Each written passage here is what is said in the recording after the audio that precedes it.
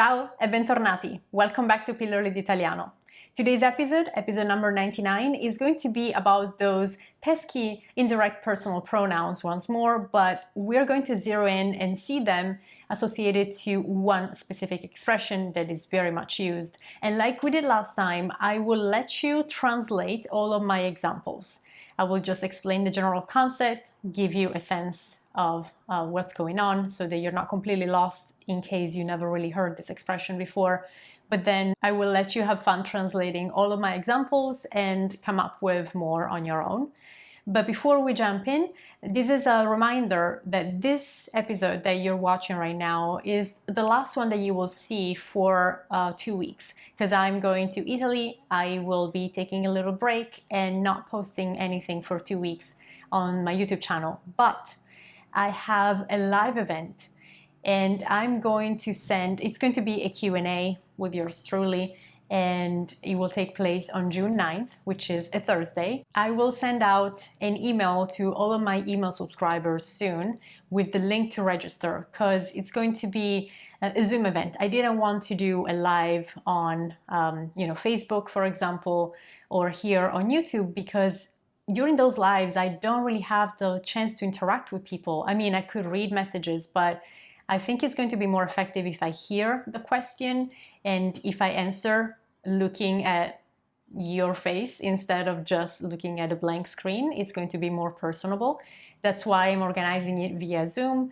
The downside is that there are limited spots. And so I will be sending a link out to all of my email subscribers soon to register for that Zoom event.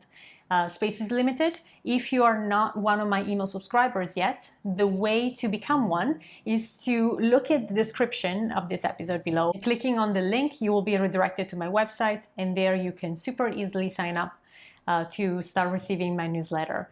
So do it now. Definitely do it before June 6th. I don't know when you will be watching this video, but if there is still time, definitely do it before June 6th, because that's the cutout date. I will be sending the final email with the link if spots are still available on June 6th. And the live event, the live Q&A, will take place on June 9th, which is a Thursday, directly from Italy. It's going to be a lot of fun. I hope that you can make it, and I hope to see you there.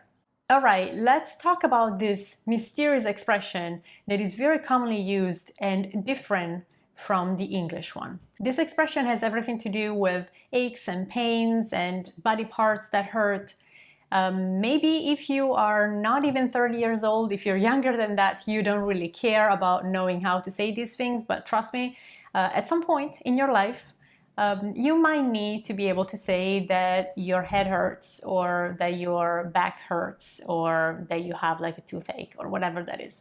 So you can start complaining with the rest of us in Italian. Now, the Italian style is different. In English, you might tend to say either I have a headache or my head hurts. So let's focus on this second scenario, because of course in Italian you could say I have a headache. But is when you guys try and say my head hurts, then things get a bit tricky. Because in Italian we do not use that possessive. We do not say my head. The way we express it is by using one of those wonderful indirect pronouns. So we literally say, to me it hurts the head. And as an additional complication, we don't really have the verb to hurt. We use the expression fare male. So every time you want to use the verb to hurt, you need to use the expression fare male. And of course, the verb fare will be conjugated according to the thing that hurts. If it's a singular body part that hurts, then you have to conjugate the verb fare at the third person singular, fa. So if it's your head, if it's your back, if it's your tummy, then you will say fa male, it makes bad. But if you're talking about your feet, your toes, your fingers, your ears, your shoulders, anything that it's plural, so two or more, then the fare becomes fanno, fanno. They make bad, fanno male. But make bad to whom? That's why we have the indirect pronoun, because we literally say, to me it makes bad, and then we name the body part. So to me it makes bad the head. Mi fa male la testa. To me, they make bad the feet. Mi fanno male I piedi. I'm translating literally here just to show you how we build that sentence. Of course, once you get familiar with the concept and you want to say, my head hurts, you're just going to go straight to mi fa male la testa without having to play this logic game. But it's just to show you what happens behind the scenes, so to speak. So if this is nice and clear, I'm going to present you with a few examples. I will try and use all of those indirect personal pronouns that we mentioned in the previous episodes. So once more, just a general recap, the indirect personal pronouns are mi, ti, gli or le, ci, vi, and a loro. Oftentimes a loro is replaced by gli once more. So I'll try and use all of them, and then you can leave your solutions, the translations that I will not be providing, in the comment section below, and you can also use that space to create more examples. Let's start with mi faceva male la schiena. Mi faceva male la schiena. Then I could ask you, ti fa male la gamba? Ti fa male la gamba? The third example is gli facevano male I piedi. Gli facevano male I piedi. And then le fanno male le braccia. Le fanno male le braccia. Let's move on to ci faceva male la testa. Ci faceva male la testa. And now another question. Vi fa male lo stomaco? Vi fa male lo stomaco? Last but not least, a loro fanno male I denti. A loro fanno male I denti.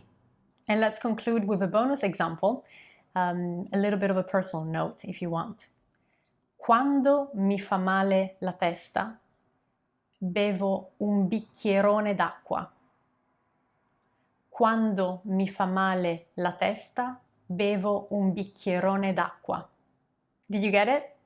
Leave your translations in the comment section below. I will get back to you as soon as possible.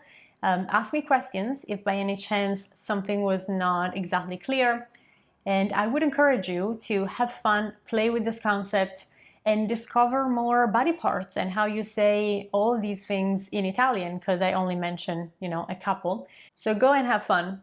I hope to see many of you at the live Q&A on June 9th. If you don't think that you can make it, register anyway, because the following week you will be receiving the recording for free in your inbox. As always, don't forget to like this episode if you enjoyed it, subscribe to the channel if you have not done it yet, and I will see you in 2 weeks. Ciao, a presto!